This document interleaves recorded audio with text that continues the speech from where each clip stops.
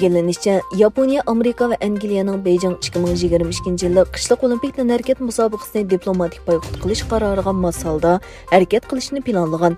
Kyoto agentligining xabariga qaraganda, hukumat 2022 yili 2-oyda o'tkaziladigan Beijing qishliq olimpik harakat musobaqasiga rasmiy kabinet a'zolarini avatmaslikni o'ylashib yetibdi. Amerika ve Angliyaning Xitoyning Uyg'urlarga qaratgan irqiy qirg'inchiligi va boshqa kishilik huquq dafsandichiligi sababli Beijing olimpikini diplomatik boykot qilish qarorining Yaponiyaga ta'sir ko'rsatganligi o'tirib qo'yildi.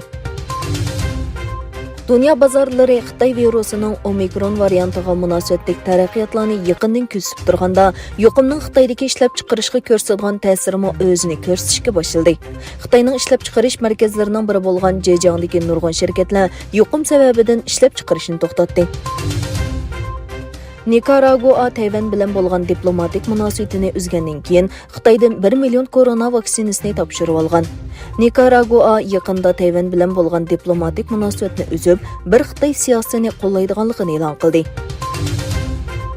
Xabar qilinishicha, Angliya bosh ministri Boris Johnson Rossiya prezidenti Vladimir Putin bilan ko'rishganda, Ukrainaga tajovuz qilishning og'ir oqibatlar keltirib chiqaradigan strategiyalik xatolik bo'ladiganligini o'tirib qo'ygan.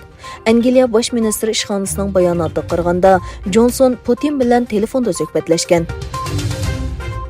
Xitoyning janubidagi Guangdong o'lkasida bir odamda qush sukumining H5N6 turining bayqalganligi xabar qilindi. Yana bir tarafdan Xitoyning Tianjin shahrida tunji qatim koronavirusining Omikron varianti bayqaldi. Germaniya tashqi ishlar ministri Annalena Baerbock Rossiyadan Yevropaga so'zilgan Shimoliy Iqin 2 tabiiy gaz turba liniyasining hozirgi vaziyatda tijorat kenishkisi ololmasligi mumkinligini aytdi. U bayonotida navbatda bu turba yo'li tasdiqlanmasligi mumkin, chunki u Yevropa energiya qonunining talabiga mos kelmaydi. Yana kelib bexatarlik masalasi yanada kun tartibda dedi. Xitoyning Shandong o'lkasidagi Yantay shahri dengiz qirg'og'ida 14 xodimi bor bo'lgan bir yuk paroxodi cho'kib ketgan. Bu qo'rqinchli voqeada 9 paroxod xodimi o'lgan bo'lib, yo'qolib ketgan 2 odamni izlash va qutqizish xizmati davomlashmoqda ekan.